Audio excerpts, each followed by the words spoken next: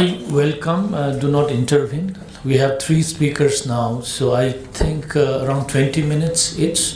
15 to 20, and then 2 discussants. And more we can have discussion, because I was there in the last session. I think discussion should be more interesting too. Yeah, over to you. Thank you, Chair. I would also like to quickly thank the organizers and Professor Thakur and Singh for giving me this opportunity. I would like to start the paper with 3 caveats and one friendly note that this is a friendly audience. And when the CTC began in 2014, I was a student at Center for Political Studies. So on that note of friendly audience, I'm presenting work in progress and a turn in my work that is very recent. And the 3 caveats, therefore, are that first, that this is an attempt at drawing broad strokes on a very large canvas. So this is not a descriptive or a very specific kind of work. It has broad strokes and it has a broad canvas. The second caveat that I want to kind of put out is that I have no knowledge of Sanskrit. My Hindi is elementary, and I don't think I'm doing very well in English as well. So I have not read anything in its original, and wherever I'm coming from, it's from the work or a place of translation. So that is something that I'm aware of. The third thing that I want to say is that I met affect and emotion in the Western canon first. So I have looked at shame, and I've looked at protests, naked protests, and I've looked at institutions and emotions from a space of their absence in Western political theory. And from that space, I'm coming to now to what I'm hoping to call concepts that originate in India. And I'm trying to see if these 2 can get into a conversation with each other. So whenever I'm using affect for the next 20 minutes, I understand that there are different genealogies within affect, but the one that I'm using specifically for this conversation is the one that speaks in terms of embodiedness, and therefore emotion is what I'm referring to. And Varun, who's a discussant here, actually introduced me to this work by Donovan Schiefer, which I had the good fortune of reading a couple of years ago, which kind of traces this genealogy within affect and then takes the turn towards emotions, which are embodied. So when I say affect, I'm specifically talking about embodied emotions. The third thing that I want to do is talk about the background to where these questions are emerging.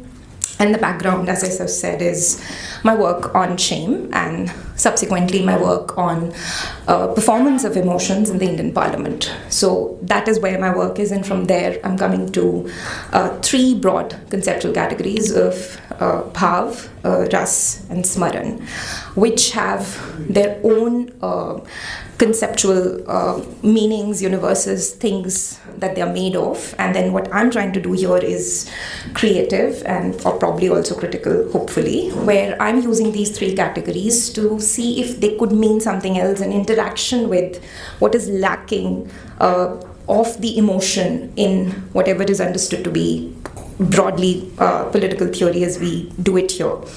So on that note, what I want to do is start with how emotions are either absent or instrumentally used in the way we understand theory, and from there move in the direction of talking about how I am looking at these 3 concepts, which hopefully if I have the time I would come back to, but then also use certain concepts within, trace how all concepts that have come to us within what we understand as political or philosophical thought also have a very strong foregrounding in emotions, which can be understood in my understanding from the triangle that the relationship between bhav, ras, and smaran make. So that's the larger argument that I'm going to present today. And I wanted to lay it out first because I have a feeling that I won't be able to say everything that I want to in the next 20 minutes. So emotions have long been discussed, and this is not the first time that we're talking about it. And they have been given certain decent attention, both sociology, anthropology. Psychology, of course, talks about emotions in a very different way, but to politics, emotions have come a little late. And when I say political emotions, I'm referring to three kinds of things. So not every feeling is an emotion. When I say political emotions, we have three things. One, any emotion that is constitutive of power. So in the way that it is defined, it has the political at its base. That it uses or becomes a project or a process for power. So it may not have the intention to be political, but if it does become a process through which power moves, I have Foucault in mind when I say that. And if an emotion has a consequence for power, that is when emotions become political. I'm also taking from Nussbaum and others who are arguing that emotions are also normative. So there is a very strong sense of what ought to be in emotions, and that is where emotions become crucial. And I'm coming to emotions from these three places, which is consequences, constitutiveness, and processes. And the second thing is that they have a moral or a normative bearing for politics. What are emotions and where are they located? That's the second kind of question. And emotions, one and the most obvious, are physiological, which is that they're located in your body. Feelings, senses, hunger, desire, lust, and the rest of it. Pretty easy to manifest and understand in terms of the feeling that is felt in the body. So physiological could be a space where emotions start from or are experienced. The second place for emotions is culture. And there are so many ways in which culture makes space for emotions. Institutional emotions, for example. If you're in hospitality or caregiving, there are certain emotions which are desired of you, even if you're experiencing them or not. So care, hospitality, a sense of helpfulness is expected. Similarly, if you're in military, there are emotions that military institutions create. So cultures, by design, in the way that they're experienced, in the way they're built, handed down, also have emotions working through them. The third thing with emotions, which a number of liberal theorists also come to emotions with, is emotions are value judgments. So emotions are also cognitive in the way that they are created, constructed, understood, or evaluated. So they are value judgments. Whatever you feel valuable about, you will have emotions involved with them. Agnes Heller, it's an old work called Theory of Feelings, speaks of emotions in relationship to anything in which a human being is in interaction. So long as you're in interaction, you would feel. Whether that feeling would be consequential for power will then make, in my reading, an emotion political.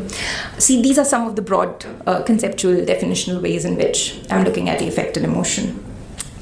The issue with political thought, and there are works that have already talked about it, so I don't want to get into great detail of it, is that emotions have not been treated or considered central to the project of theory, and there is what one could call an epistemic violence or an epistemic lack or an epistemic situation where there was a certain way in which greed and lust, etc., were rationalized. So it became self-interest as opposed to bringing greed into the conversation on liberalism, capitalism, and the rest of it. And this is not a post-colonial or decolonial critique. These conversations emerge from within the canon, which then comes back and say, oh, we've not talked about emotion enough. So this is not the post-colonial responding to the Western thought. It is the Western thought responding to itself. Within that space, then you have Nussbaum and others who are trained in philosophy, who are trained in psychology, religious studies, people like Donovan Schiffer, who then try to approach the question of affect and emotion in politics from these antecedents. So having said this, where there is a culture-nature divide, and nature was spoken about in the previous presentation, the nature-culture divide where nature is what emotion or affect or embodied senses would be, and culture is what is civilization and rational and liberal. And this kind of divide also forms part of the universe of how the hierarchy of knowledge operates between say, a man and a woman. So women are more hysterical, affectual, emotional. Men seem to be kind of reasonable, rational. So there has been a feminist intervention for emotions from one side. There is also this distinction between the civilized and the non-civilized. So in the indigenous, the tribal, etc., is still uncivilized and therefore more emotional, more within the space of affect, and the more reasonable comes from the civilized project. So within this space, there are two kinds of conversation. One with the inferior other, which is relegated to the space of emotional, and one within the quote-unquote superior political theory, within which emotions have been left for the family or the religion or church to deal with. And therefore, theory comes to a rational public space to discuss, deliberate, and think about then the question of political theory, what ought to be good. So what ought to be good as a rational deliberative project already assumes that the emotional is taken care of elsewhere. So that is how I enter emotions and then try to see if there's something within the Indian subcontinent and for us to kind of work with and get into a conversation with. So this is not taking from Satish sir's presentation yesterday. It's not a deconceptualization. It is more an interaction, a samvad, a dialogue with, is there something available within our vocabulary for us to then get in a conversation with a lack. So how I see this paper is that it isn't that there is already a concept on the other side. If there is another side, my sense is that there is a loose denial of the concept on the other side. And here we're trying to see if that denial could get into a conversation with what we have here. So this is where the background of the conversation or the paper is. The three concepts now that I want to talk about. The first is bhav, and loosely I'm looking at bhav as a feeling, that introductory chapter that we do from Rajiv Bhargava in the Introduction to Political Theory, which is, it's more commonsensical, it's more everyday, it's something that we carry in ourselves at all times. So the argument is that feelings are something that we constantly have, the intensity and the force with which they may come to us in moments may vary, but bhav is something that we constantly have in one way or the other. What kind of bhav we have is a different thing, but we almost always, even in absence of bhav, we have a bhav which is when we're reflecting back to that feeling. So bhav is commonsensical, it's omnipresent, it's present with us at all times, and probably does not have sharp turns. It is more perforated. It is something that we embody at all times, and it may or may not be political. It may or may not have feelings of the political. For example, if I were to kind of spill water here in this moment, I would probably temporarily feel a little embarrassed and then move on. So I would have a bhav of embarrassment for a while, but it won't go on to have political consequences for me in terms of how power has consequences. So power, so bhav in that sense is more everyday, and it reminds us of the common humanity that we all have. So if I say I'm heartbroken, or if I say I'm in a lot of pain, if I say I've been in love, there's a certain way I don't have to fill that bhav with content. There's a certain way in which that language or that conversation makes possible for us to come on the same ground as to what is it that I'm saying. It's more commonsensical. It's probably not as reflective and not as something does not require quite deliberation or pointed thinking.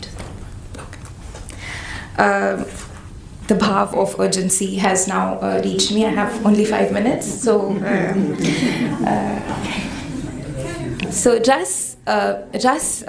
I think in 5 minutes I'd be able to at least get the ras to you people. Ras is more distilled. Yes. It's the juice of the matter. It's performative, and we have a long tradition wherein the aesthetics of ras is spoken and talked about. I wish I knew Sanskrit. Maybe 5 years down the line I'd be able to come back to you a little better if I've read Sanskrit by then. But whatever I've consumed in translation tells me that there is a certain way in which performance and ras have been looked at, dealt with within our tradition, and there the distillation or the juice of the matter creates for what you call possibilities for the political. And in that sense, I'm saying that ras could be political. And why am I saying ras could be political is because it can be used in performance. And I'm trying to connect this to my work in Indian Parliament and leadership and political performance, wherein different kinds of ras which are available within the canon for us, which speaks of fear, of anger, of shringar, and loosely translating them into different concepts in emotions. So shringar would not translate to love or to lust or to anything of that sort right away. So there's an aesthetics of it. But if we were to think in terms of the political and leave the aesthetics a little behind, we will be able to find that distilled performance is reenacted, and the intensity of this bhav that usually is within us could then be pushed for agenda and could be pushed for the political. So that is, and if I still have time, I'll come back to ras in a more concrete way and look at the intellectual history of that concept. Smaran is where I'm trying to tie ras and bhav together, which is the third. Now, smaran is also understood in a very religious, philosophical way, where the naam jap, you remember your God or you remember your deity, and the smaran of something. But I'm using, and I was alerted to this by Margaret Purnell's work on emotions in medieval Mughal history, where she speaks of the Urdu language and says there's something very interesting. If you speak in that language, you will not say main yaad karti hoon, you would say mujhe yaad aata hai, in the sense that memory and the project of remembrance is not agentic in the way that you definitely can recall when you want to, but it will also come to you through stimulus. So there's a certain way in which the idea of smaran has two elements. One, where you recall at will an event or a history or a past, but it also comes to you through stimulus or without stimulus. So there's a certain way in which smaran can be understood in for the purpose of this paper. One, in both in terms of yaad karna or yaad aa jana. And the second way that I'm looking at it is in terms of this elliptical orbit of memory. So every time we recall, it's not circular. Memory does not come to you linearly, but it also does not come to you circular. It comes in an elliptical fashion, which is that on every retelling or recalling, it's going to leave out some of its previous notions and add some more.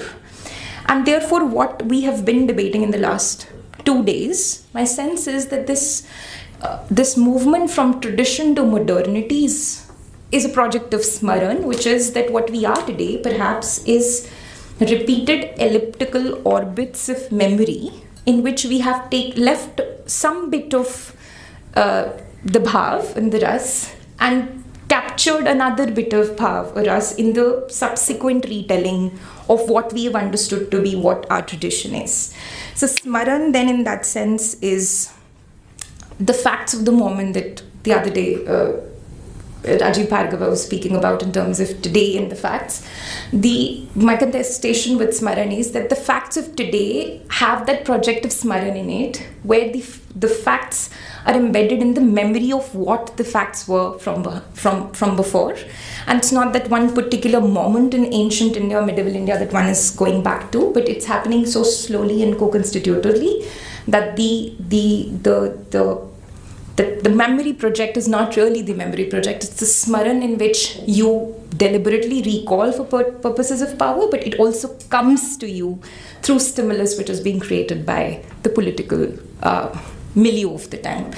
Do I still have time, sir? I think maybe 1 more minute. Okay. So if I do have 1 more minute, I would also like to go into the sources or how I'm treating the conversation, this triangle of smaran, bhav and ras. I am starting from the ras theory, Natya Shastra and Newsbomb and bringing Abhinav Gupta together by saying that there's a certain way in which the performance also creates an audience.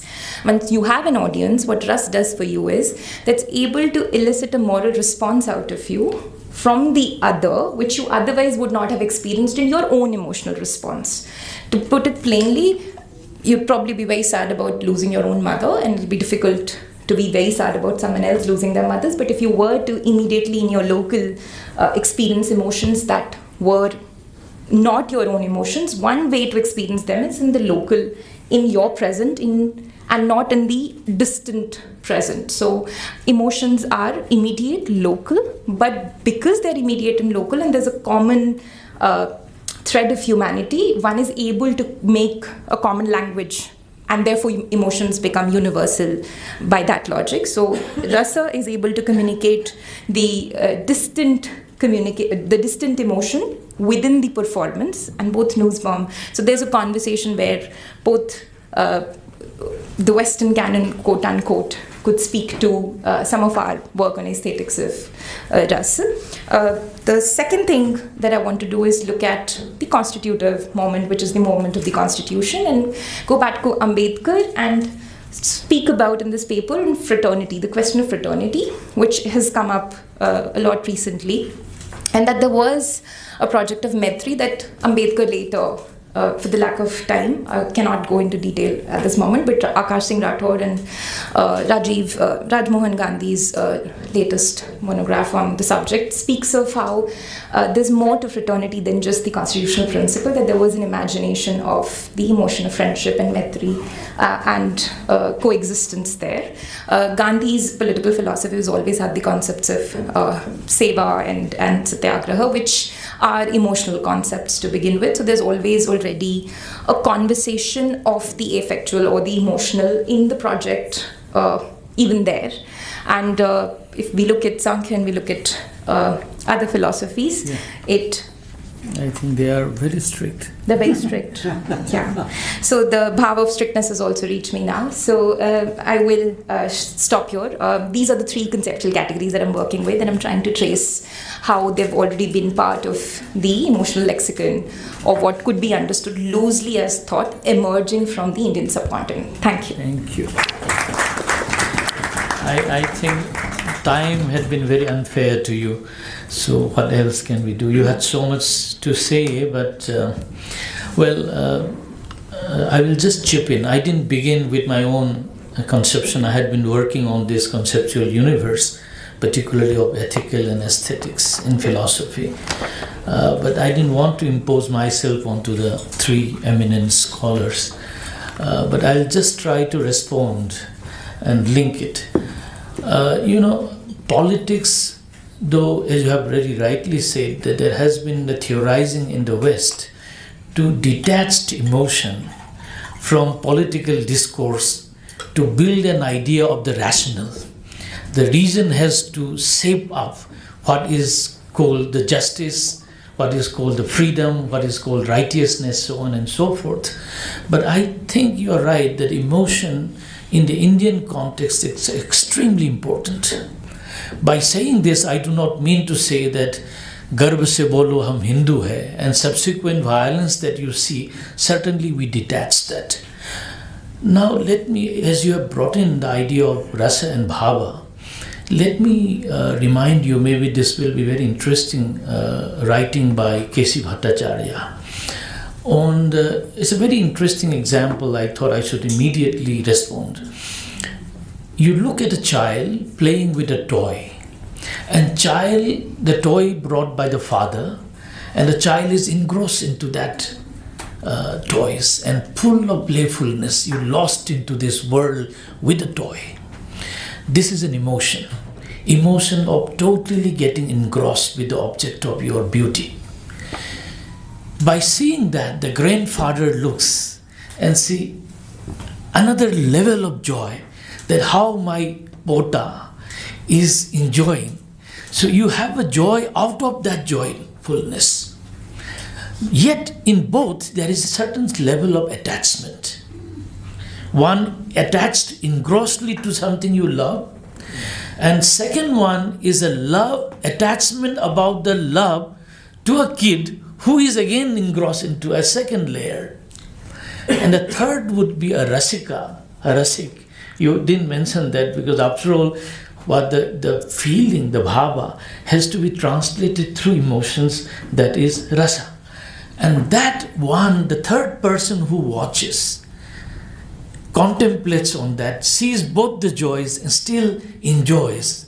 That means politics we have to have emotions in politics, otherwise no question of justice, no question of fairness will ever be realized with only your reason. Emotion has to be there, but that emotion has to be somewhat, whether you call it transcended or detached, as what K.C. Bhattacharya has said, could be one way of employing into theorizing.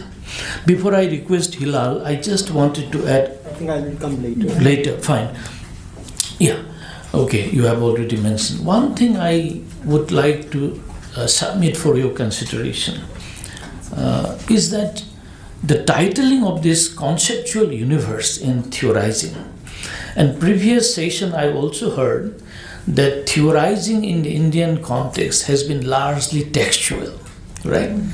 But look at this, no theorizing is possible without the concept. And concepts are not naked concepts. Concepts are embedded in a world. And that world is not necessarily empirical world. A conceptual world is self-constituted. So, I think what is important is we capture those concepts. And these concepts we have to see, I submit here my works on indigenous philosophy is this, that when we theorize on aesthetics, for instance, Natya Shastra has been taught, since you have mentioned. But have anyone ever heard in philosophy department or your political theory on Tennai? This is in Sangam literature, on the concept of beauty in Tamil theorizing of aesthetics. This is never taught. I only learned after I completed my PhD. The submission is Tennai is also in the text, but we don't read the text. Even the texts are very selective. Secondly, the conceptual world can be also seen not merely in the text, but also in the practice, in the lived world.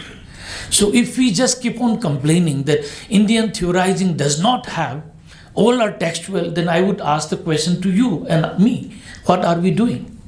Have we really gone into the live world of the communities? We haven't done it. So with that, I will now request Dhananjay ji to, over to you. Should I pass this?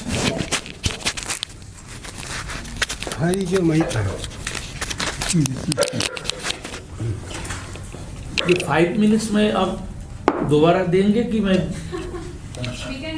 दोबारा भी दे सकते हैं. No, but I'll look at time. 30. बोले जाओ.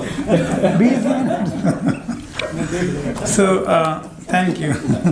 Thank you for this opportunity. And since I teach at Gandhian Thought and Peace Studies Department, therein we have an important concept called aswada, not swada, because Gandhi developed the concept of aswad.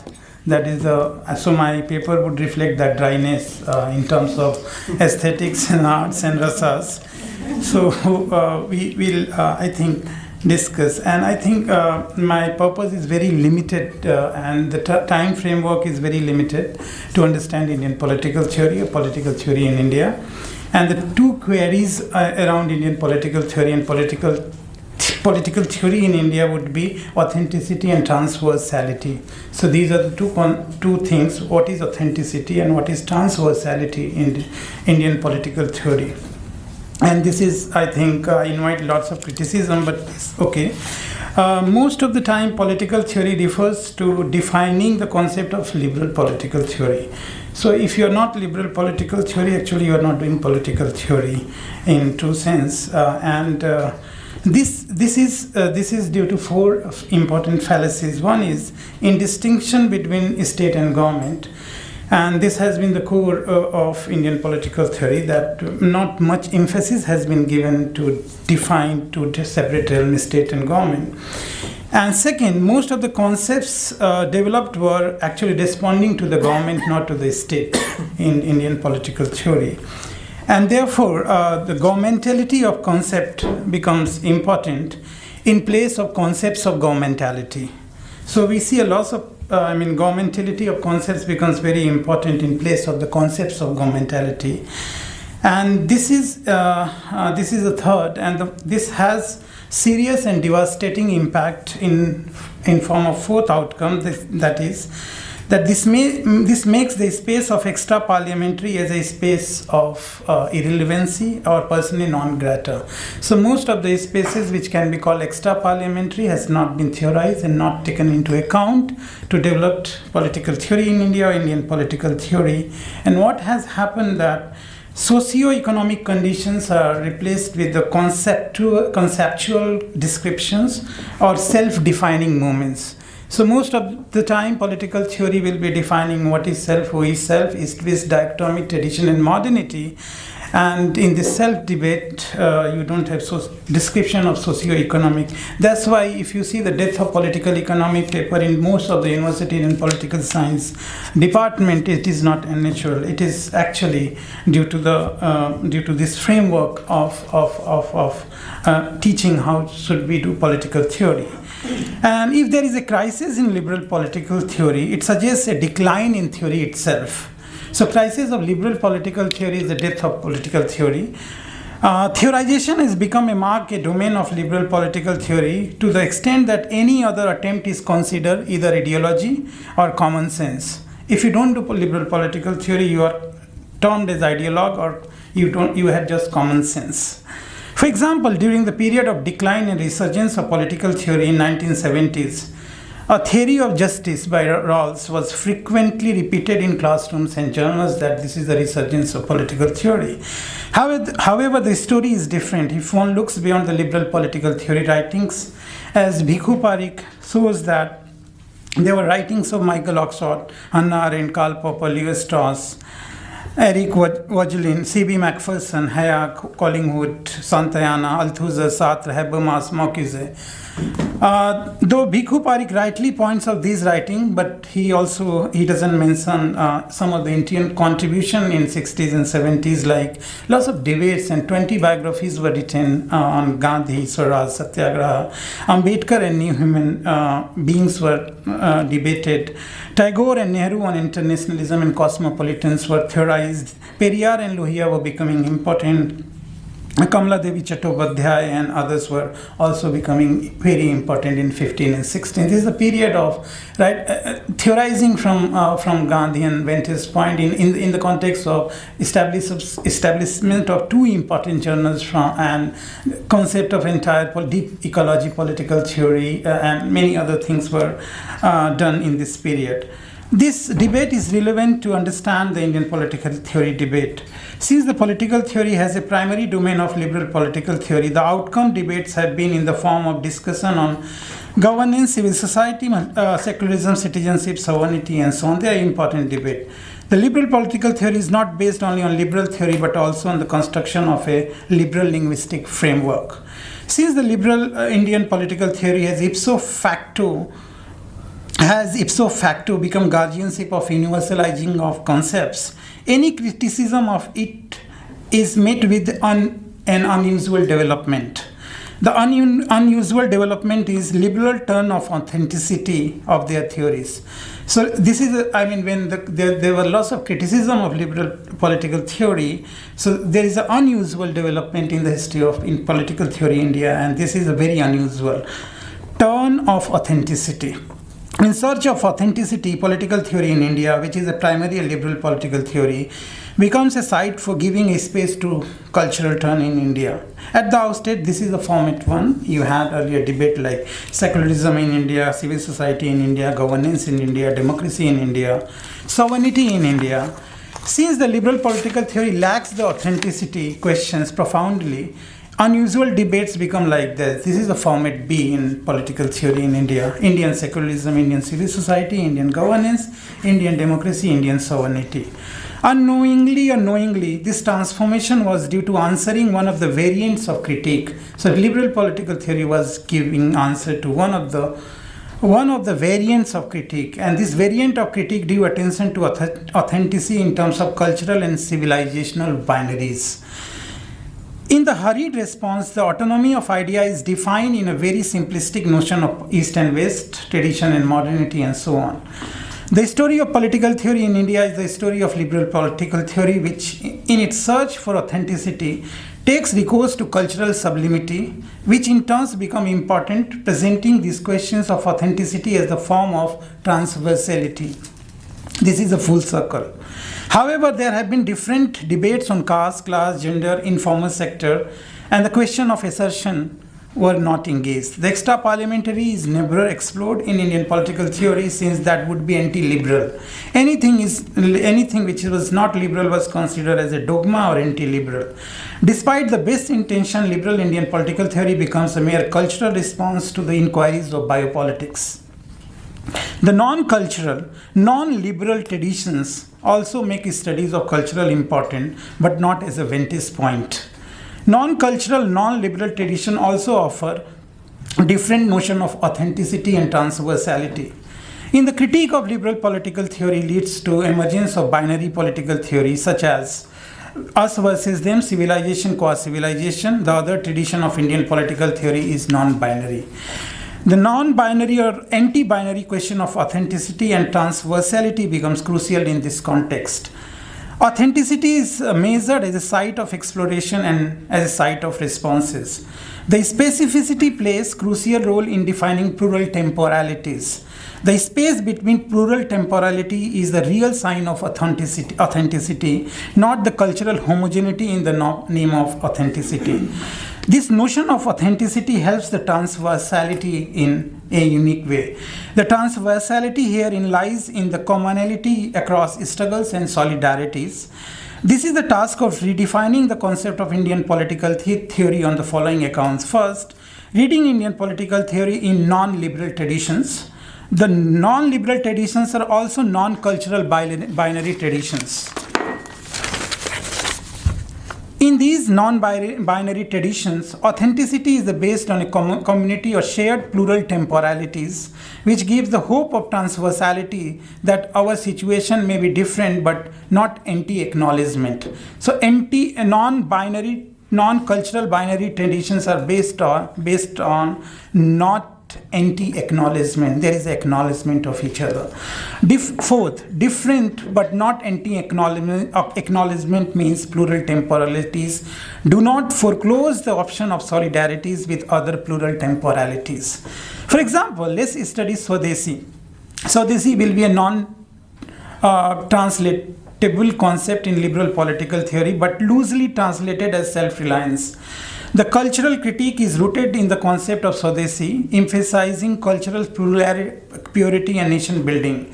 Looking at non-liberal tradition like Gandhi and his Swadeshi, the authenticity of Swadeshi is not self-reliance or cultural safeguards, but neighborhood for interdependence on each other in terms of recognition of others in self, and also reliance on the production processes.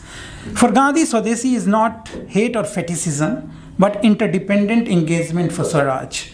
Such a formulation is impossible if non-liberal traditions are declared ideology or common sense. The fact of the matter is that journey of liberal political theory in India, while contributing a lot, also ends with the cultural bias when it concludes its story while confronting culturalism.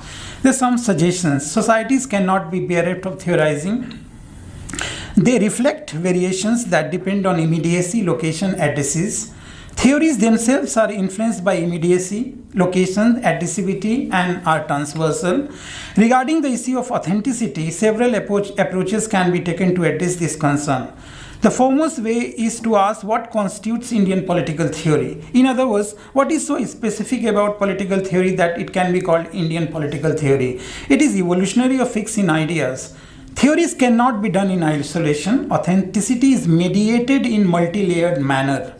The authenticity can be explored in the zone of plural temporalities.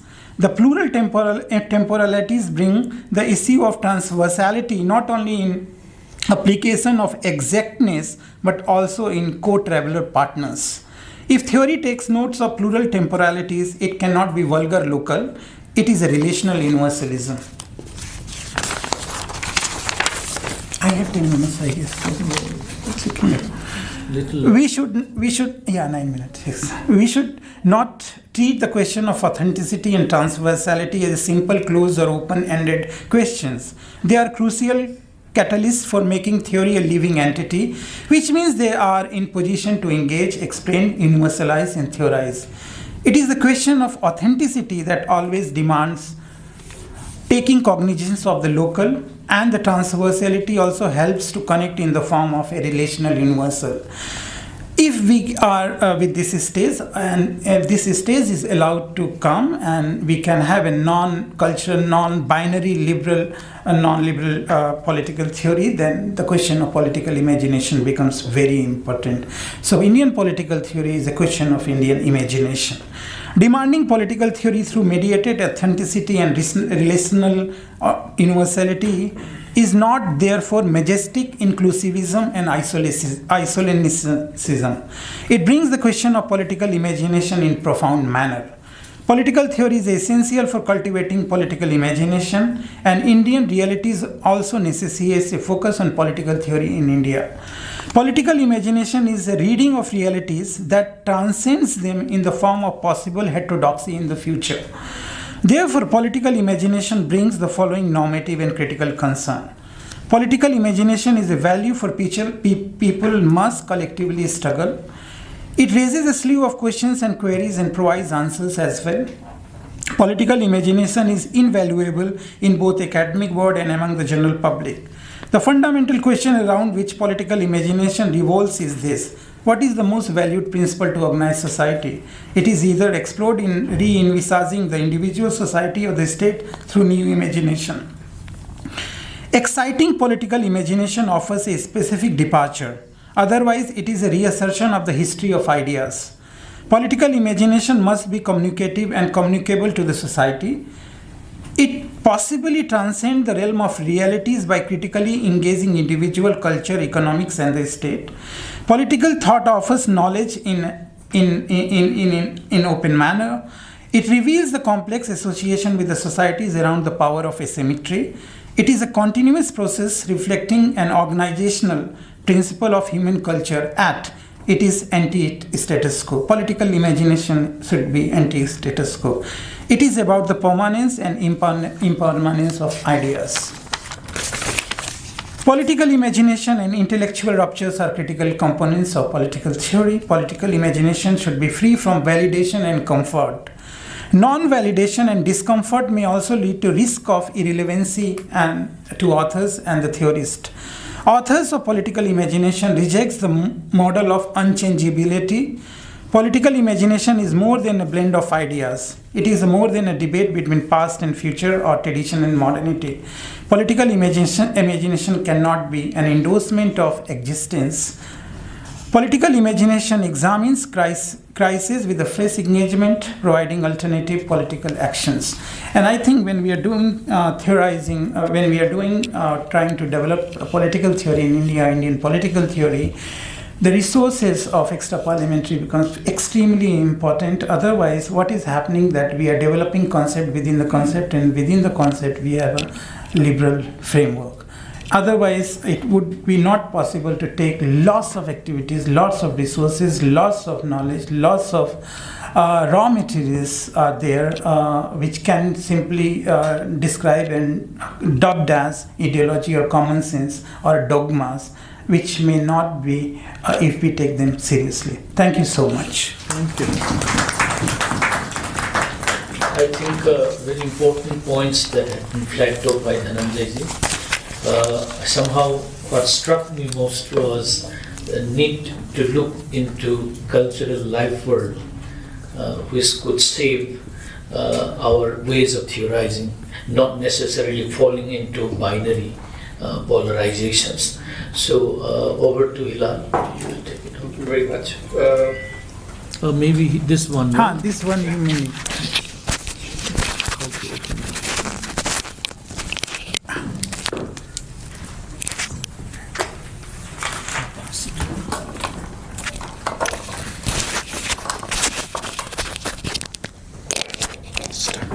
Thank you. I stick to my 15 minutes or 20 minutes? Floor is yours. I said 20, but then organizer says 15. No, 15. I'll stick to 15 because we come from a talkative society and everyone can speak endlessly. So I don't want to do that. If you ask me the title of my paper, it would be The Public Life of Political Theory in India.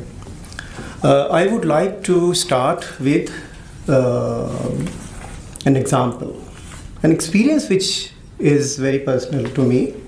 Long back, we invited Roy Bhaskar to deliver a seminar. I think that was grassroots politics colloquium of some kind, I remember, mid-90s or something. And he was staying in the guest house. Yes. And Delhi University guest house. First time he came to Delhi. Yeah, that was the first time. And in the toilet, there was no toilet paper. So the public that the Delhi University imagined did not have that imagination of toilet paper inside the toilet. Now, around the same time, I visited India Habitat Center for the first time. And to my surprise, there was only toilet paper in the toilet. No water. No water. It means that multiple publics. So when we think of the idea of political theory and Indian political theory in Indian context, we think very carefully about these multiple publics. Now, I'm going to read, and as I said that I'll stick to 15 minutes. This is my theory, sir. A young Dalit female respondent forcefully defended her individual views about the state of politics in the country in an informal conversation with me very recently. She was a college dropout living with her family in one of the most deprived neighborhoods of Delhi. I was curious to know about her theory and kept pushing her to elaborate it. Obviously, she did not have the sophisticated English vocabulary to flesh it out. Yet, it was clear to both of us that she used the term theory rather consciously to convey a set of things.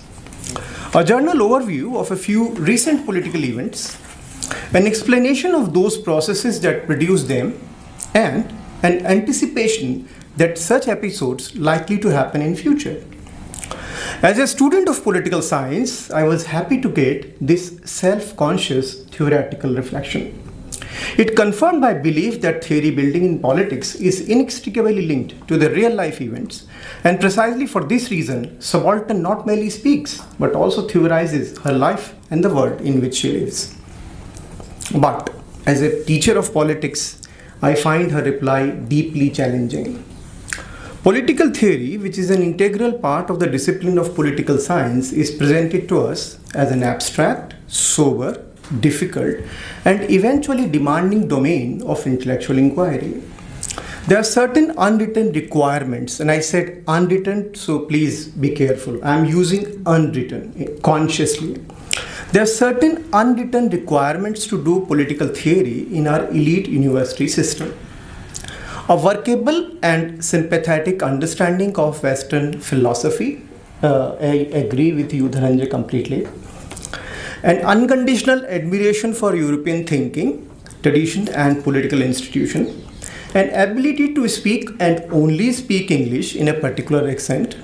And above all, a sharp memory to remember ever-evolving bibliography, which must have include the names of foreign authors, their books and their articles, not to mention Beard. The government-sponsored decolonization of Indian Knowledge Project has severely affected the intensity of these established norms. An elusive search for a decolonized, pure, unadulterated Indian political theory has already begun to discover the origin of all modern ideas in the realm of ancient Indian traditions. For that reason, the older requirement of doing political theory are being revised and reinvented. One must now have a sincere and uncritical reverence for the ancient Indian traditions for doing what is popularly now called comparative political analysis. In this framework, the purpose of political theorization is very straightforward. Indian knowledge, and Indian knowledge meaning fixed Indian knowledge of one kind, ought to be compared with Western political tradition to prove its superiority as the ultimate repository of human wisdom. Despite this significant change of orientation, the political theory in our university system is still revolving around the English-dominated, bibliographic-oriented intellectualism. It simply means that one kind of essentialism that glamorizes Western political theory is conveniently replaced by another form of essentialism in the name of Swaraj idea. The scope of political theory is so restricted that there is virtually no space for recognizing the grassroots level empirical realities as serious resources for theoretical reflections. This is exactly what political theorist Gopal Guru has described as a divide between theoretical Brahmins and empirical Shudras. Many people have quoted that, but I don't think that I am either of these. I am a Muslim, not theoretical Brahmin or because Muslims cannot be Brahmin or Shudra. One cannot ignore a serious intellectual tradition, a dusri parampara, that questioned this dominant version of political theory in the Indian context in at least 5 decades. The pioneering work of Rajni Kothari, Dhirubhai Sheth, Ashish Nandi strongly asserted that different facets of Indian public life must be studied as resources to do political theorization. Scholars like Randhir Singh, Manoranjan Mahanti, S.K. Chaube, Sudipto Kaviraj, Partho Chatterjee argued to have a critical and creative engagement with Western political traditions, especially Marxism. Rajiv Bhargav, T.N. Madan, Suhas Palshikar, Peter D'Souza, Sanjay Palshikar, Yogendra Yadav, Pratap Mehta, Gurpreet Mahajan, Aditya Nigam, Imtiaz Ahmed, Gopal Guru, Nilita Menon, Madhurika Banerjee, M.N. Thakur, Prathama Banerjee, and many others have expanded the scope of this Dusri Parampara in a profound and significant manner in recent years. This serious intellectual initiative has questioned the imaginary dividing line between theory, read Western, and politics, read Indian or empirical. Yet, the challenges posed by the public life of political theory in the Indian context have not been taken seriously even by this Dusri Parampara. So it is actually written as a kind of collective self-criticism. The theory which my female respondent highlighted does not originate in the realm of university system. It underlines the existence of a very different, historically evolved, and perhaps more vibrant public life of political theory in India. Our national movement, it is worth noting, was not merely about achieving the political freedom. There was a serious commitment to produce innovative political ideas. The political leaders in this schema also functioned as public intellectuals to communicate with 2 very different sets of political stakeholders. The colonial state, which could only be addressed in a conceptual language embedded in Western political theory, and the Indian communities whose political universe was deeply associated with religious traditions and cultural values. This peculiar context forced the nationalist elite to use Indian intellectual tradition and Western political ideas as possible resources to evolve a political theory that could answer the anxieties and aspirations of Indian communities. Ambedkar's Annihilation of Caste, Muhammad Iqbal's controversial long poem Shikwa, Phule's Gulamgiri, Savarkar's Essential of Hindutva, Gandhi's Hind Swaraj, Nehru's Discovery of India, and later J.P. and Lohia's writing are relevant examples to demonstrate the public life of political theorization in colonial India and in the later years. These texts were primarily written for general public with an assumption that such critical engagement would lead to an informed political mobilization.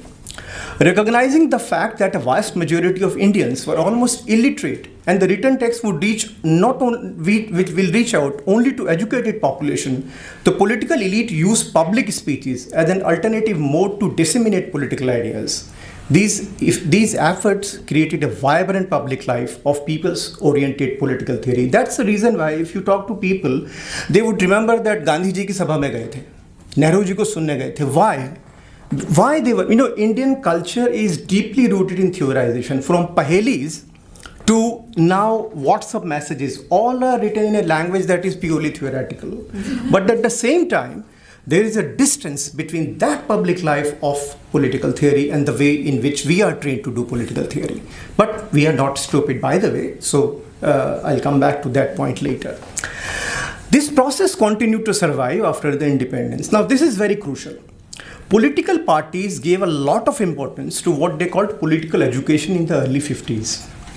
In an ideologically divided political universe, it was obvious for them to disseminate their political positions and resolves. Two developments, however, were entirely new in post-colonial India. The competitive electoral politics based on universal adult franchisee led to a new kind of professionalism in electoral politics. Winning election to form government became the prime consideration for the political parties. It became important for them to recognize voters as rational political consumers. The normative ideological resolve eventually became the tools for legitimizing uncomfortable, professionally motivated political moves. This inherent contradiction between electoral professionalism and ideological self-representation severely affected the capacity of political party to contribute to political theorization. The growth and consolidation of university system, on the other hand, produced an equally alienated academic professionalism which gradually moved away from the actual world of politics. So political parties are not producing political theory, and we are so alienated from the world of politics. So therefore, the crisis. The apparent failure of political parties and academic professionals in producing relevant political theorization, it is important, has not yet affected the public life of political theory. It has reinvented itself in a significant way.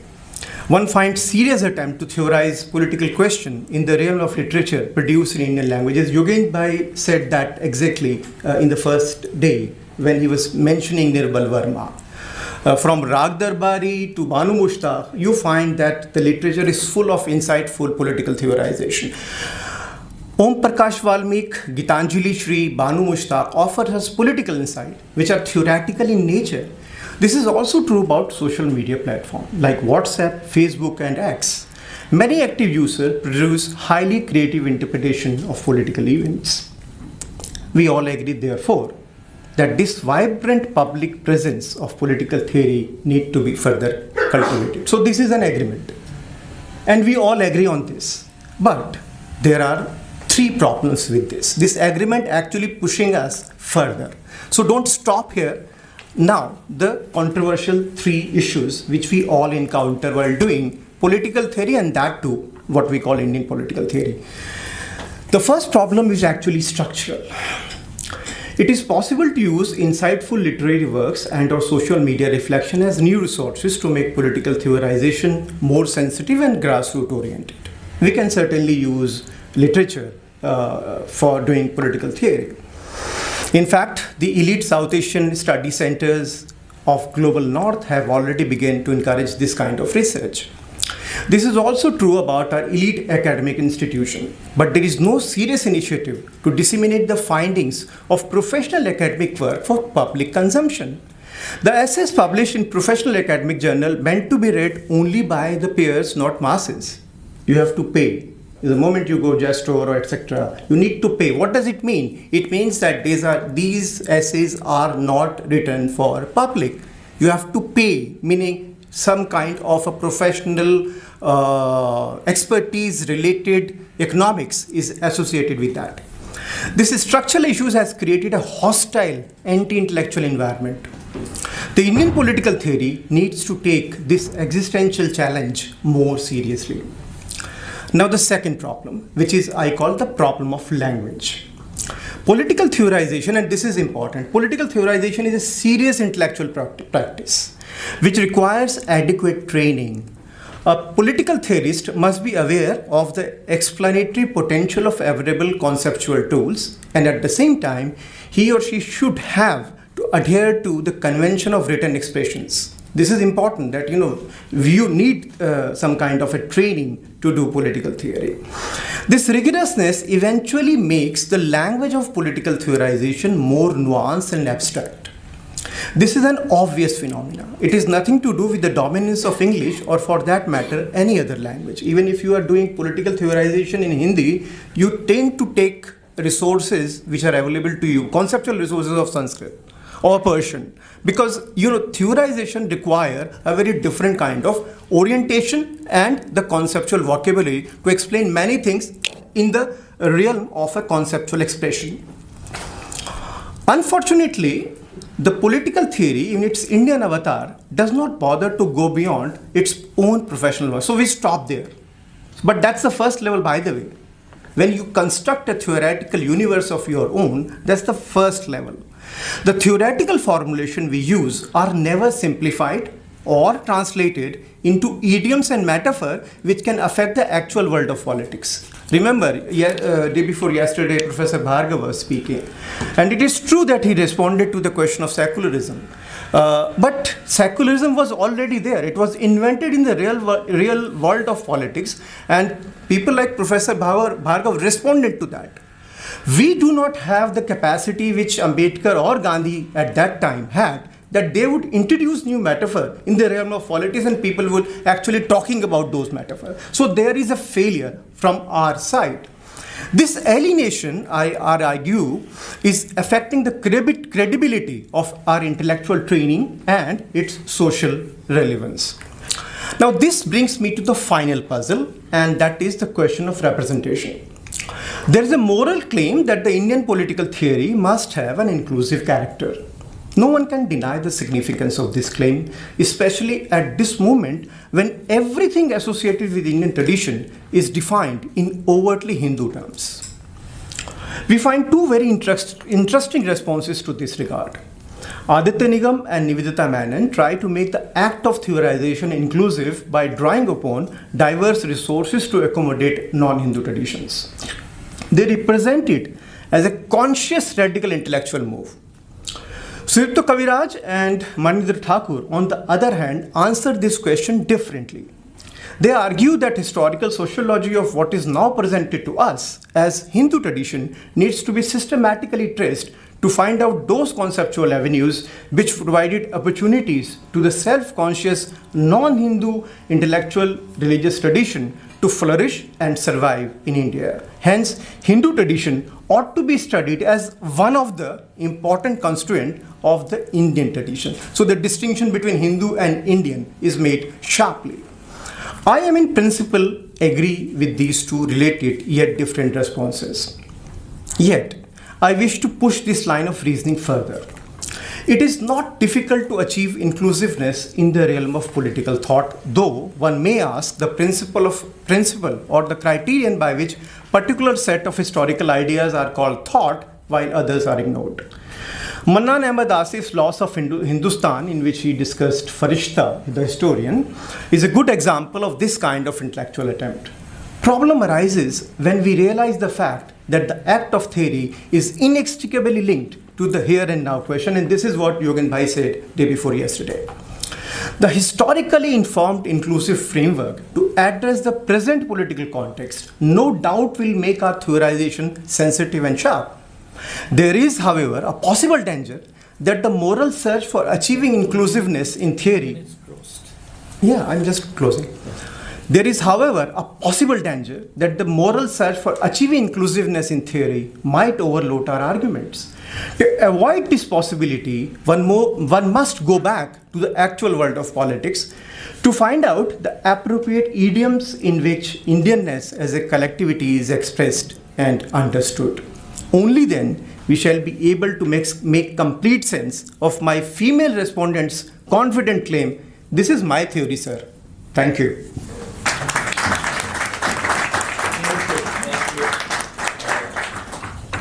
It just made us think further, deeper into the issues. But we have two more comments, right? So over to you. How much time do we have? As just one. 5 should be all right. Yeah. So, well, three very You different. can steal 2 more. Well, these are extremely rich papers and very distinct and diverse papers. So, to tie them all together, I was trying to see what is the common thread. One was toilets. I was thinking of, affect and toilets. I was thinking of, Gandhi, Ambedkar, they all come together. I was thinking of affective communities by Leela Gandhi, which reminds us that Gandhi is not, coming from a space of just conceptual deliberation. Also upsetting the East-West binary that we often construct around him. Very important to remember that he learned from Emerson until this last. He learned from Thoreau. The virtues of non-cooperation, and it's Tolstoy farm that he chose as a name for his first effort. So we tend to, pigeonhole these very interesting and complex characters. Ambedkar similarly. I work on a man called Rahul Sankrityayan who daily pushes me to undo all these comfortable spaces and binaries. So, I think the idea of embodied emotion is absolutely spot on. The breakdown, the sort of Cartesian division between mind and body. And I was just wondering if you want to extend that to, the domain of ecological thinking. I mean, are we really bringing in ecology into our definition of politics? Because I think that will compel us to rethink the question of power in fundamental ways. Because we seem to be working within an imaginary which is taking the will to power as the given. Whereas the moment you confront the ecological challenges that face us, we have to confront the fact that that will to power has been the source of much trouble. And since indigenous, thought processes and systems have been evoked, I think they have a lot to tell us on that. So this samvad, I think, needs to extend beyond, a certain kind of limited space. I found the idea of bhav, ras and smaran very interesting, particularly smaran and the way you complicate that. I would love to read more on it and think more along those lines. The problem of language and translation and mishearing, I think, is something we really have to engage with. Whether it's smaran, what is the language in which we are doing this remembering, and what are the problems of remembering? Memory is notoriously unstable and fickle. So, what are the gaps between thought and actual the concept and the actual forms it takes. I come from the tradition of Buddhist philosophy, and you're constantly urged to question the self-evident nature of truth, including the idea of the self itself. So when you talk about swaraj, then what is this swa we're talking about? I also engaged with Gandhi's autobiography and the difficulties he had with the genre itself, because it was seen to be a Western form, and we in India don't talk about the self. So that's a very interesting debate to also get into. Is self kya hai? What is this swa, and what are the problems you get into, sort of ontological and epistemological problems, which then have political implications. I was also reminded of Plato, who banished poets. When you were talking about, the problem with affect, this seems to have a very old history. This difficulty with dealing with it. And I teach partition literature, so one parting thought. I was remembering Amrita Preetham's poem Aakhan Varishanu, which was recited on the mazar of Varisha in Pakistan, and it becomes a part of that affective world. It's returned to that oral universe from the world of textuality, because Varisha is sung, here is oral narrative form. So it enacts a resistance and a kind of reconciliation, and so that's the power of affect that we in literature are constantly engaged with. And I think it's high time that imagination and affect were taken more seriously, because they do, rule us, and we don't want to acknowledge it. So this willed ignorance of the complex ways in which human beings actually function, and this assumed, this sanitized rational that we've constructed, including the academic self-critique that you brought in. I think those are the takeaways here, that we need to get back to raw experience and multiplicities of experiences and voices from below, and to be able to come out of some of the mind-forged manacles that we have created, to quote Blake. Right? But I do want to say that we use this term East and West and Western modernity very loosely. I mean, there's so much critique of Western modernity from the West itself, from Blake to the Transcendentalists and so on. So, it would be advisable to not use these terms, in this rather reductive manner. And in India, we have so many heterodox traditions. You have the Charvaks critiquing the Buddhists and the Jains, and the Buddhists and the Jains critiquing the Upanishads. So there's no one Indian tradition, of course, and I think that's been hinted at. So the rich diversity of heterodox traditions of critique within each tradition, I think, do need to be kept in mind as we go forth in trying to theorize some kind of Indian tradition. The term Indian itself, of course, is hugely problematic. So, I think I'll stop there. My 5 minutes are over. Yeah. I'll start with Jigyasa's paper. I would fully endorse your perspective that perhaps this idea of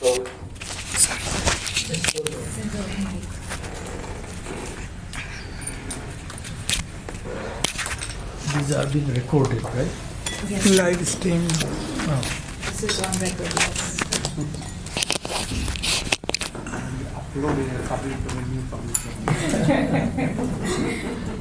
Yeah, so I'll start with Jigyasa's paper. I would fully endorse your perspective that there is this non-binary between rational, deliberative, and affective. To start with this non-binary logic, I can think of one recent paper written by Sudipto Kaviraj, which is In Search of Paradise, where he has juxtaposed Vaishnav Parampara with certain tenets of Marxism. And he starts the paper with an anecdote, a personal anecdote, where his childhood experience of seeing a manual laborer working so hard, a child labor, has pushed him to reflect on the reality of economics. And that bhav in some way, that affective drive he's pointing towards, has pushed his discourse towards Marxism. So it represents that perhaps even in this larger discourse of economics, there could be a possibility that some angle of affect, emotion, or bhav that can drive that. So which again is a reflection of that non-binary between materiality and bhav.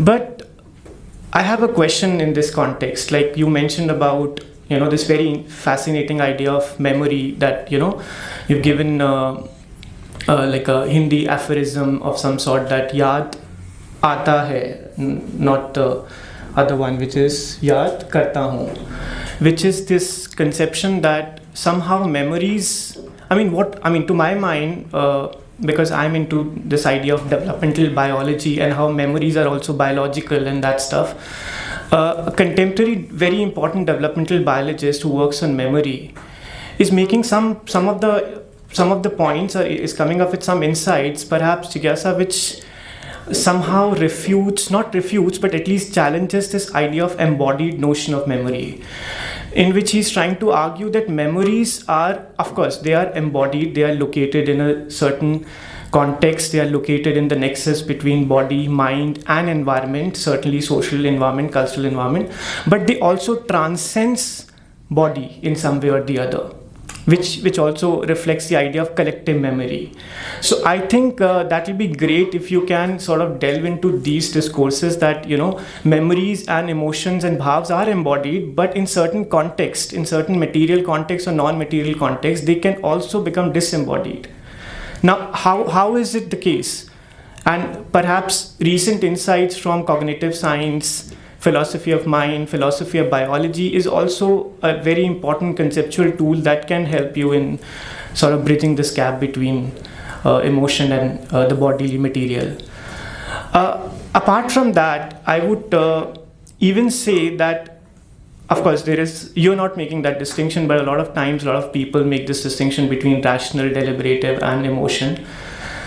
You mentioned Donovan Sheffer's work. Donovan Sheffer also highlights in his recent work, which is Science and Secularism After Darwin, that even apparently the scientific discourse, which looks extremely rational from the outside, or the secular frame, is rooted in affect.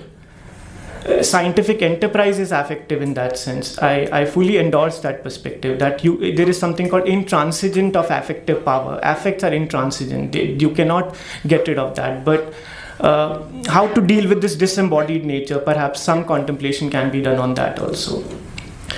Coming to the paper by Dhananjay sir, he's made a very important distinction, non-binary distinction between authenticity and transversality, where he's affirming the position that there is no binary. We have to go beyond again this binary polarization. My basic question is, sir, that how would you, and I fully agree that there is nothing authentic to Indian political theory, and there is an element of relative universalism. So whatever is Indian is inextricably interconnected with the obvious non-Indian. But then there could be some experiences which are perhaps liminal, or which are perhaps always transcends in some way or the other. For instance, how would you conceptualize, or what conceptual vocabulary we can use? And I'm not saying that we should be contingent or dependent on either. But if we have to frame Indian experience, which is also a universal experience, like for instance, something like techno-feudalism, or what Professor Thakur is saying, techno-authoritarianism, that this is the domain of post-capitalism, even post-neoliberalism, where technology, singularity, these discourses are universal, yet they have a cultural manifestation to it. So in that context, where would you put them? Or what conceptual, lexical, vocabulary tool, conceptual tools we have to frame these experiences which are contingent, cultural, yet they are universal because they are coming from a frame which is economic, yet it is cultural. So in your framework, what conceptual framework do we have to conceptualize these experiences? And lastly, coming to Professor Hilal Ahmed's presentation, I've gone through the synopsis of your paper, sir, and you have, if I say that, if I can start with the last component of your presentation, that there is this contemporary times, there are two kinds of groups working on theorizing Indian tradition or Indian experience, and you have said that there is a similarity, but then there is a difference. Both of them argues that Hindu tradition is not the only tradition to theorize, and how can we frame? What conceptual frameworks are there to conceptualize the experiences? Like you've given the example of that Dalit girl and her reluctance in agreeing to the proposition that my experiences are missing. So what is the appropriate idiom for, to conceptualize? Similarly, the question that I've asked to Dhananjay sir could be asked to you also. That, of course, we are looking at reality from Hindu, non-Hindu, caste and all that stuff, which is extremely important. But contemporary Indian experiences are also experiences which are rooted in, again, technologies of different sort, experiences of different sorts which are universal, which are coming from a certain angle of reality wherein capitalism is leading towards. Again, the idea of technology. How shall we conceptualize these experiences emanating from a technological world? For instance, things like virtual reality. For instance, things like meta reality and all that stuff. And whether it is India, whether it is UK, whether it is US, this is all in some way or the other, it's universal. And youth are driven towards it, irrespective of the contingencies of the culture they are coming from. So this question is to both Professor Dhananjay and Professor Hilal Ahmed, that what is the framework that you guys have wherein this kind of conceptualization, which is of course universal yet culturally rooted, can be comprehended? So these are my questions. Thank you. Okay.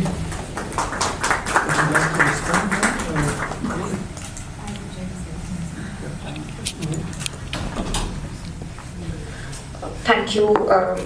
Thank you so much for those comments and questions. I will let me start with Varun first, because I feel a little confident to answer the questions there. So let me start on that front. Varun, I'm aware of the literature that you're pointing at, but fortunately or unfortunately, whichever way you want to see it, I think I'm very firmly on the side of the political. And my sense is that we cannot speak about power without, it's difficult to speak about power without speaking about embodied experience. It cannot be. And in the project of, I wouldn't be so bold as to claim that I'm doing political theory or that such an attempt can be made within this frame. But Yeah. Just, Quick response from them, then take question from audience. oh yeah, yeah. Or you could have done. Or you could have been the. Yeah, we take all the questions and then we'll I respond. think After maybe- her, maybe. after her, we'll take questions. And then we can have questions from audience, then come back. oh, okay. So yeah. So not at all, sir. So I'm on the side of that's where I'm coming from. Of course, it could be a very good way of looking at present predicaments, but I also think that, especially within the emotion frame and the affect frame, I feel like embodiedness has a way of talking about the problems that perhaps disembodiedness. And the reason that I say that is because then everything is affect. Then everything is emotion, and then we are in a universe where we cannot do knowledge or politics. So that is my first response. I'm also aware of In Search of Paradise. In fact, there's a very interesting way in which I would, to that conversation about grief moving Professor Kaviraj in the direction of grief, or pain moving him in the direction of Marxism.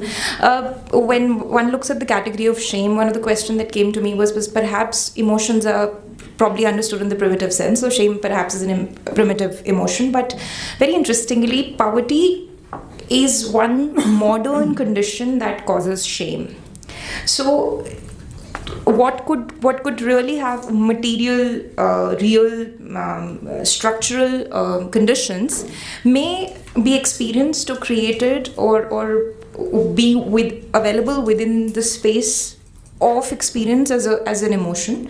So one doesn't need emotion to be a motivation towards doing knowledge of a certain kind. The material condition itself can exist and be co-constitutive. That emotion could be co-constitutive of that material condition in that sense. So one is free, but does one feel free? So those questions can be asked around these conceptual categories as well, without the motivation bit. Yeah, those are my two responses to your embodied. You can now take questions. Yes, Yeah. but I also have to respond to... After that. Okay. After so many questions. So many. I saw him first. Yeah. So It's confirming me. yes. No, I was confirming because I haven't been very lucky today with the questions. My question is to Dr. Sogarwal. This is going to sound like a challenge, but it's a kind of silly challenge, and I just intended to clarify something. So, you spoke about how the self-interest and the rational have kind of collapsed in the Western political tradition, and that dominates our views. But it's not like emotion is underrepresented in that tradition. If you think back to Smith and the theory of moral sentiments, even Rousseau, some of the later romantics, there is a keen sense that emotions operate on self-interest, which brings itself to bear on politics. So my question is, what is unique about the Indian experience that a return to our aesthetic traditions to understand those things is valuable? Is it something like, is it going beyond the self-interest to collective emotions, or something in a different direction? But I guess my question is, what would you say to someone who feels the temptation of simply returning? This is this, that there is, but perhaps the moment of pre-conceptualization for us, who are trying to reflect on the reality. What do I mean by that moment of pre-conceptualization? I want to say this. There's a lot which we, who are interested to do political theory in India, can learn directly from masses. So put it differently, instead of,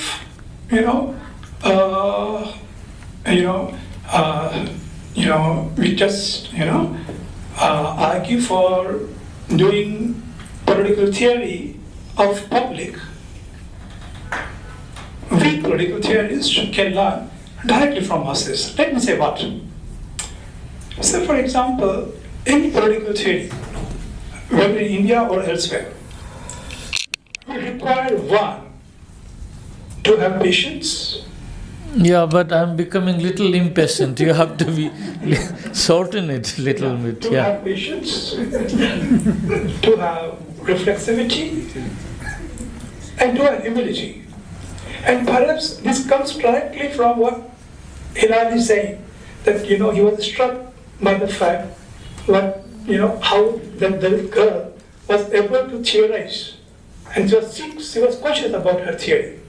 Perhaps I think this moment of preconception is important for us as political theorists doing political theory in India. Thank you. Thank you. Professor Mahajan? Yeah. Thank you for those presentations. Without any preface of what I've learned, I'm just going to raise the question because Hilal, you pointed out in the middle that doing theory means bringing in concepts. So the first issue that I have really is naming and identifying the concept. Often in theory, and that's to you, Jigyasa, we make analytic distinctions. Bhav, ras, smaran. And already Bhagat has mentioned how you cannot de-link each of these. Bhav has to be linked, it has to have an expression, so the ras comes in and so on and so forth. So I'm just suggesting this, maybe one needs to make this element that part of theorizing is not only to make analytic distinctions. We may begin there, but then we look for the interconnections and how they manifest in different spheres of life. To Dhananjay, my plea is this. Can we think in terms of talking about a certain genre of normative political theory rather than Western liberal? Because you can have, even in, let's say, German idealist tradition, in normative theory, but you can also have non-normative theories, but which are not necessarily explanatory, okay, which have something more, they have a different structure altogether. So maybe the angst really in the Anglo-Saxon world was, and that's why they sort of said come back with roles, is because they were looking for a certain kind of normative theory. And to Hilal, just one or two quick things. Since you want us to be conceptually aware, are you using the word theory too loosely? We can all have opinions. We can also have an explanation as to why something happens and what I believe in. So they're backed by some reasons and some thinking. But the kind of political theory you are talking about is making some further distinction between a view held, an opinion held, and something which you have to justify through some other means or find some other kind of structure to it. So I would suggest that maybe we could think of that.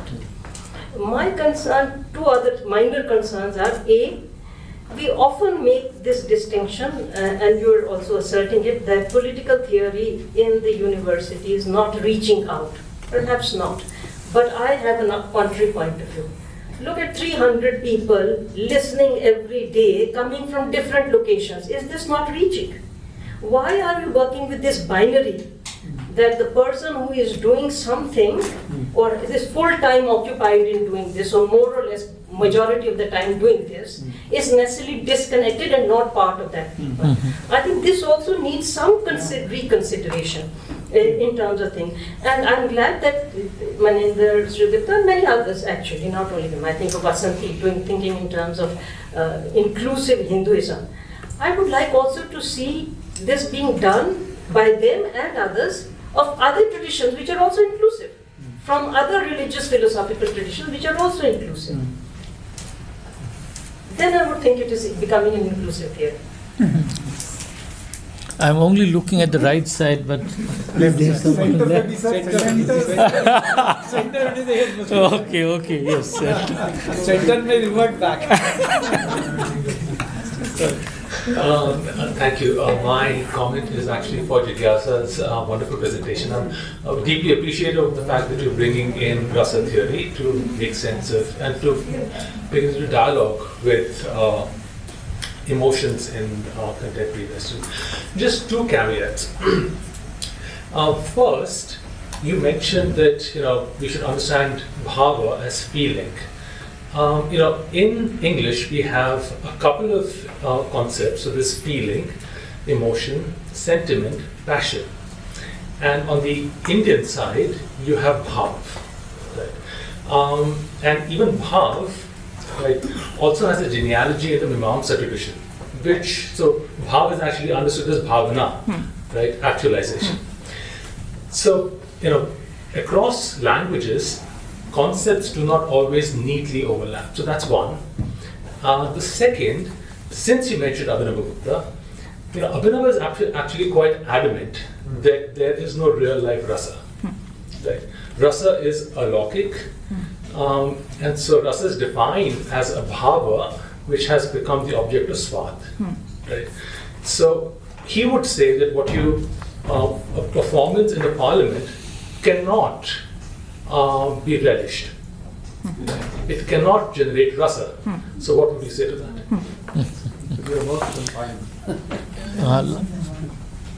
Let's. How much time do we have? Because there is another patient. Let this be the last question. No. We have some time. What is?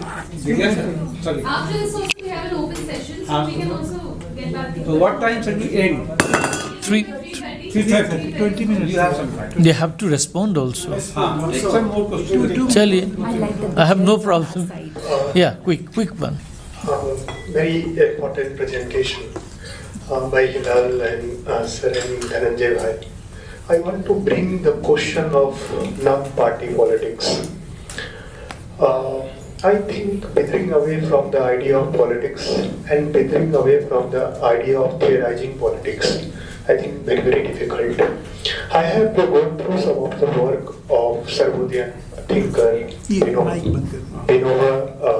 Gandhi, Dharma.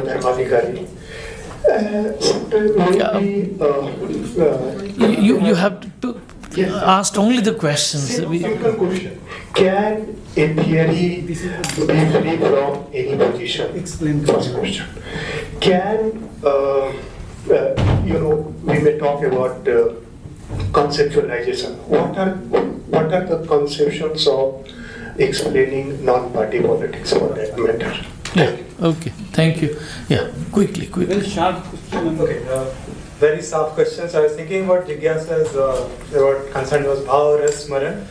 What about the lack of it? So for example, when we talk about the rhythm of life in a way, it is not associated with politics as such. But whenever we associate all these ideas with regard to politics, we begin with abhav. If we begin from the margin, kind of theorizing. So what do you think about it? Second question is with regard to Dhananjay Rai.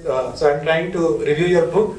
So in a sense, I was thinking about the idea of extra parliamentary, and I love the ways in which you framed about the ways in which political theory is understood as ideological and or commonsensical within the ways in which it is dismissed from the larger canon.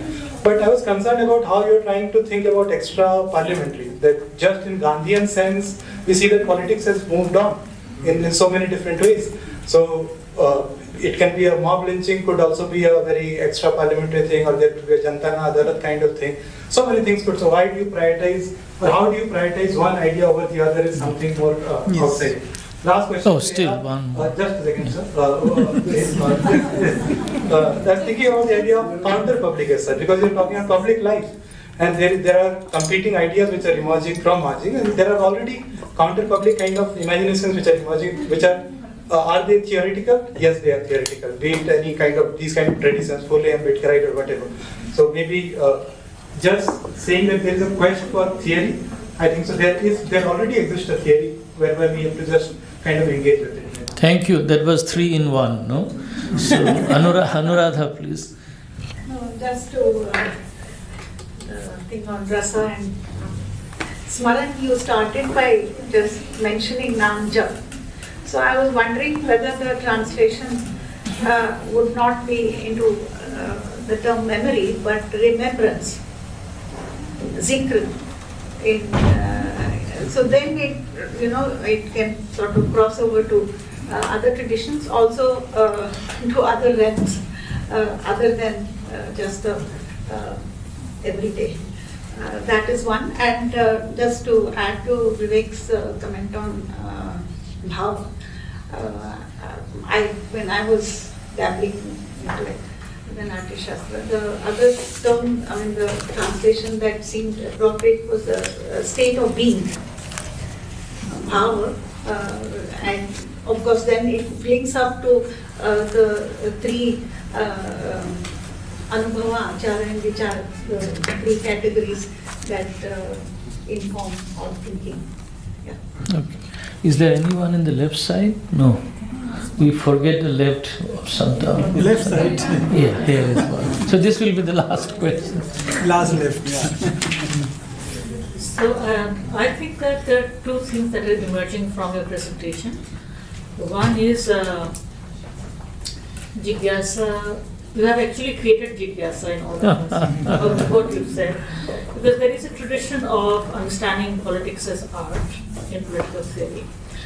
And obviously these kinds of affective emotions are involved. Like for example, in Greek theory, you will find that a lot of questions about human life, about human goods are decided in politics. Justice, good life, what is good life, poetry, theatre, so much is part of that. And we are talking about Indian political theory here. So, do you see any connection that has happened in India? I mean, there's a lot of skepticism. I have known barely very many Indian politicians who are practitioners of politics having any real good sense of what it means to cultivate themselves through politics. And the second one is in even Hilal's and Dhananjay's presentation. I didn't see any attempt to think about Indian political theory involving a very important part, an exercise in political theory, which is called interpretation. Without an interpretive turn, Indian political theory, I think in my view, cannot be grasped meaningfully. You can grasp it conceptually, you can have a narrative, you can create a kind of history, you can create categories, but that's at the level of understanding. Interpretation is the intervening moment, and that was missing. So I was wondering why. Thank you. Very thought-provoking comment. Yeah. So you have done, or you want to add something more? Maybe you may like to. Yeah. Quickly. You can start. No, you can start. I have too many questions, and I'm a little worried I might just end up. Answer too many. You give too many answers. Don't give too many. Just try to give some important points. You can. Oh, okay. Thank you, sir. Thank you so much for all the questions. Very thought-provoking, very sharp, pointed. I couldn't say a lot of things also because of the paucity of time, and I said that there's a broad canvas that I'm drawing from, but. With respect to some of the things that I could respond to, Maya ma'am's point about ecology, I don't think at this moment that was the scope of the paper, but this seems like a very important conversation which I think I would want to pick up in future. I would like to tie up the questions of language together and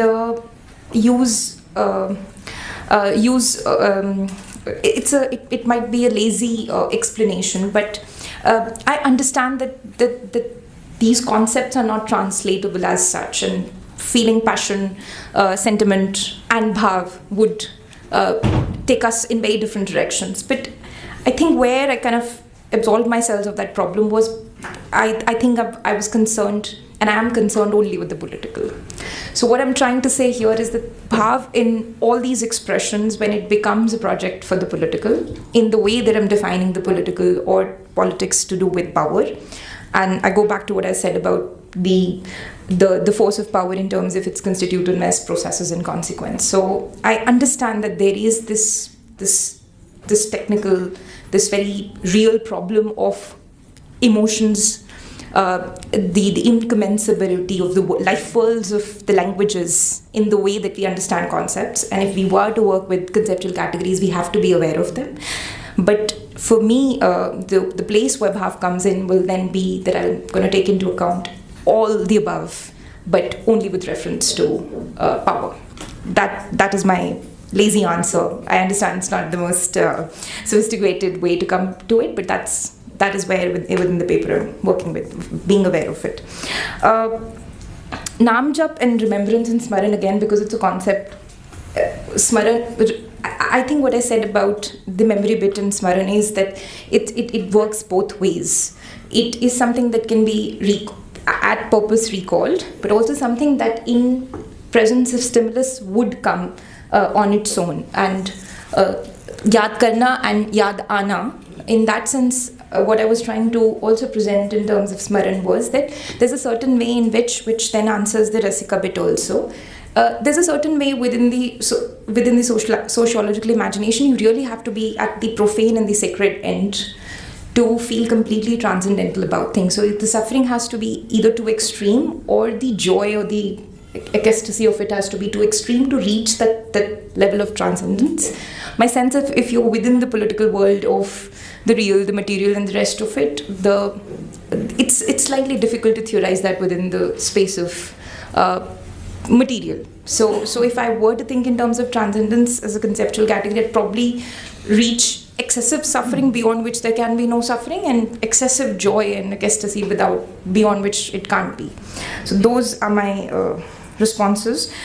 Yes, ma'am, to both Gurpreet ma'am and sir. I'm going to I think there's a way in which I've contextualized the concepts, but I didn't get the time here, and also it's a work in progress, so this is well taken. I'm going to work around building the interlinkages. There was a question on why Indian categories and why not. My sense is that the project of emotions exists. It's not that it's absent, but there is a very interesting way in which it's a subordinate project where emotions are motivations and not value judgments in the way one looks at rational, reasonable man at the center of theory in Smith and almost everybody else. Why bring in this canon when you can solve that problem there? Because within the conceptual universe, some of the conversations make more sense here. For example, the project of liberation cannot be explained from any effectual space because it's not located in that body of knowledge. So freedom and liberation are incommensurable in the way that you can't even build conceptual, interlinkages there. With shame, one could do that, is why I gave that as an example in the response, because you can be ashamed of poverty as well as your body, both of which could come from two very different worldviews. So there, I think that is why it was not a deconceptualization, it's a conversation, which is a work in progress. So as of now, yeah.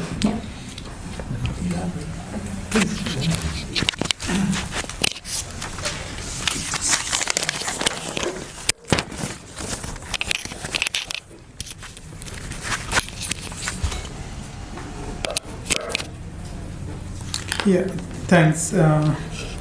Thanks, Varun, for your important question. And one is, I was trying to develop this model as non-binary authenticity and non-binary transversality. So my question, my answer, and my formulation, even techno-authoritarianism, would come as a theory from non-binary authenticity and non-binary transversality. Non-binary authenticity doesn't mean that you're not taking account of Indian lived experiences, but they are non-binary, and thereby we can have non-binary transversality. That was the framework in which, it is not negation of reality. Theory cannot be without realities. There has to be. This was my, try to attempt. One is, yes, ma'am, Professor Gurpreet ma'am, I agree with that. I'll take note of that. And non-party, can theory be from, can the theory be from any position? Theory has to have a locus, theory cannot be without location. This is one. And we have lots of theories of non-party polity. Lots of debates in 60s and 70s and 80s, Rajnikot, DLC, and many others. Extra parliamentary. I have discussed in the book also that extra parliamentary, what I am talking about is different from right-wing extra parliamentary or fundamentalist parliamentary, extra parliamentary, which means that this extra parliamentary is post-liberal concepts, and right-wing extra parliamentary or fundamentalist extra parliamentary is pre-liberal concept. In that sense, in terms of defining politics. So I'm not talking about that extra parliamentary which is associated with pre-liberal extra-parliamentary of right or fundamentalist, and I'm talking about this. Yes, ma'am. Interpretation is important, but the interpretation of where and what were important. Interpretation of what? I mean, so the condition which I was trying to construct. Thereafter, interpretation is possible if we agree to this, that there is a possibility of non-binary authenticity or non-binary transversality. Otherwise, that it will make more sense of the explaining and also explaining in relational sense of political or Indian political theory. So interpretation comes only after this consensus that we are focusing on non-binary authenticity and non-binary transversality. Before this stage, I could not see the idea of interpretation. You arrive at that non-binary through interpretation. In that sense, yes. But as experiencing that is, at least after some consensus. Yeah. And yeah, I think these are the questions. Hilal,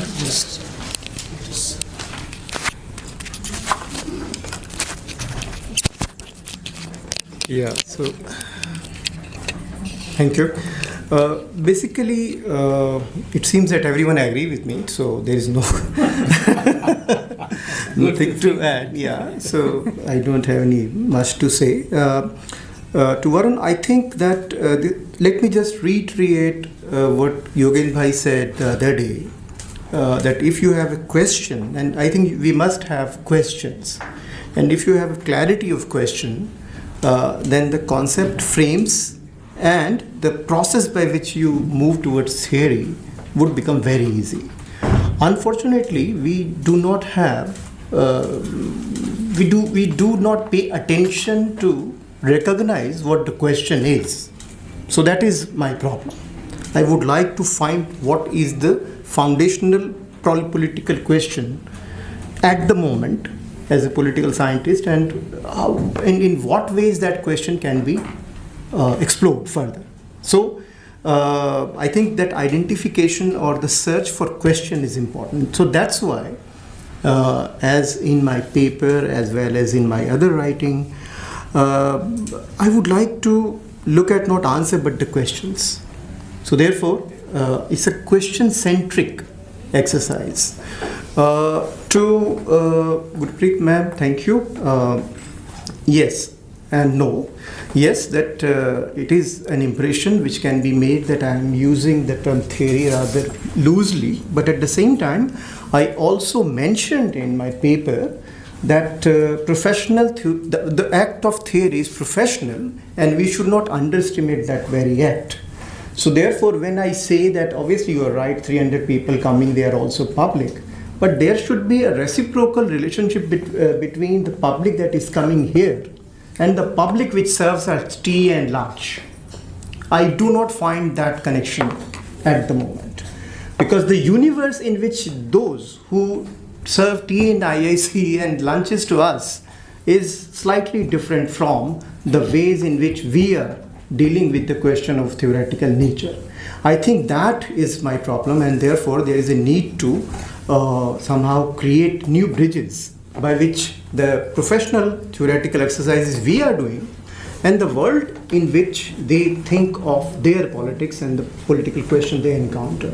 So therefore, this is a plea to make political science more public, or political theory, or even Indian political theory more public. The final point is that the third thing is that yes, I absolutely agree with Gurpreet ma'am about other tradition, etc. And but I have a problem with that. The problem is that the act of theory, it is obviously, as I said, that I gave this example of political thought, especially that book I really like, Manan Ahmad Asif's book, Laws of Hindustan. It's a wonderful book. It is possible that you can have a serious discussion on someone like Farishta. But when here and now questions are posed, obviously that would certainly help you to find out that conceptual historical information will inform your theorization to deal with the question which you are encountering. But that should not be a precondition. That's why I play. Your question is important. Here and now questions are important. So I think I should stop here. Already it is 3:30. So do I have some time? No, just some people are listening. It's technology. Yes. So thank you so much, organizers, for making this session possible, Manindra and others. I was given this session to chair, and the title, The Conceptual Universe, it took 20 years back when Professor Rajendra Prasad told me that, Bhagat, why don't you do something of your own tradition, Manipuri tradition? You go and find out moral concepts. And here I was more interested in continental philosophy and roles and others. And suddenly this professors from IIT, retired, telling me you go back and study your community. I was not very excited. I didn't say no or yes. But after almost 15 to 20 years, I started doing what he told me to do. Because first thing I realized, no theorizing is possible without a grounded concept. If you do not have a properly grounded, when I say grounded, it is not about merely empirical usages, but grounded in the sense of shaping your worldview. Because your worldview is shaped through ideas, and those ideas are represented through concepts. For instance, the revolution that Gandhi started with Satyagraha. I mean, that is the beauty of Gandhi, whether you like him or not. I mean, you can say he is one of the most authoritarian, leader of all time. I'm making a scatting comment. But look at his success story of bringing this Satyagraha as a concept. And as I told, as you have said, IIC server, asked anyone who will say, Satyagraha kya hai? Dandi March, people will, smaran hai in pe. So, concepts are extremely important. But then, theorizing, I don't know whether Professor Mahajan may not like it because he is a hardcore theorist. I say theory is more like a storytelling.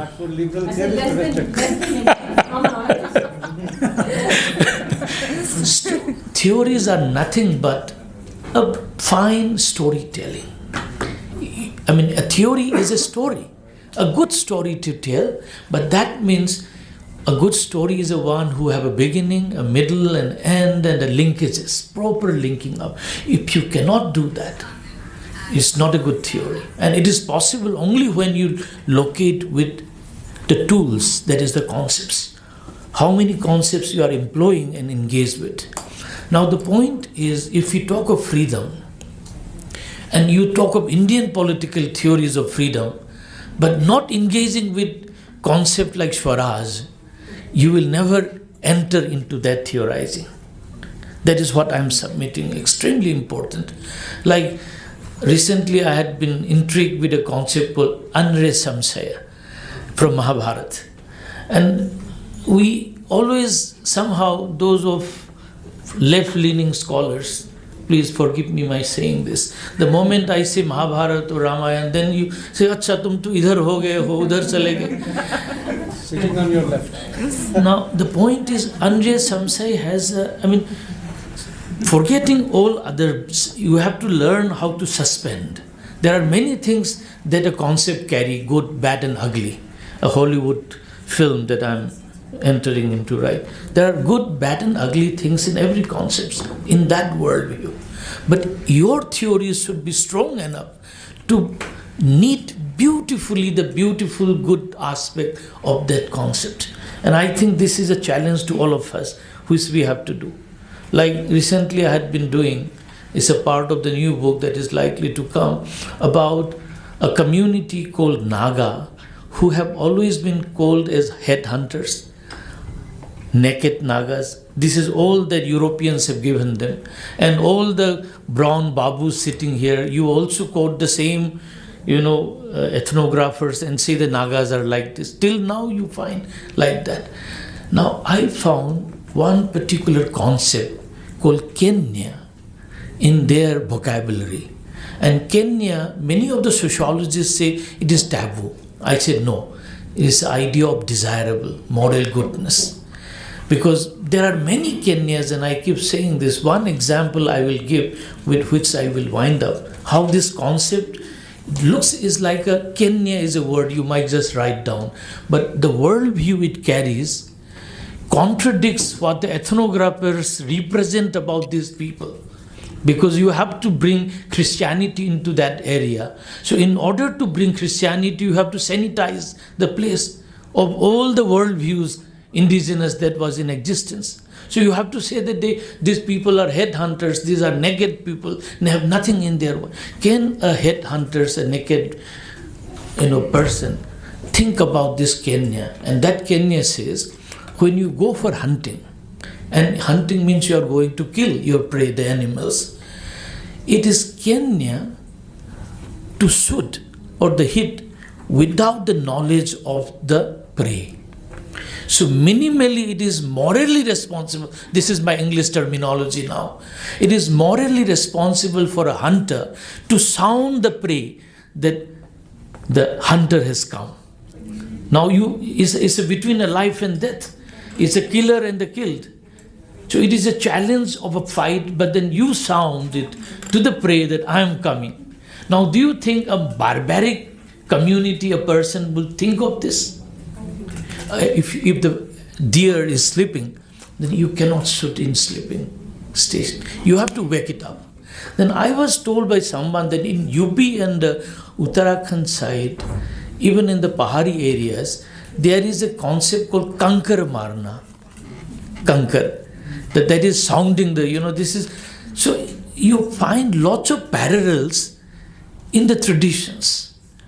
And people believe with these concepts. These are not merely words, but it is a belief, a value embedded in their everyday life. So it is for us sitting in the universities, not only think of fairness of roles, which is extremely important, but why not bring Kenya and think about it? And this is one way of what I heard, that text-based theorizing, we are so dependent. That is also important. But non-text-based theorizing, we have to do it ourselves. And that the challenge is open before us. Thank you so much for inviting me.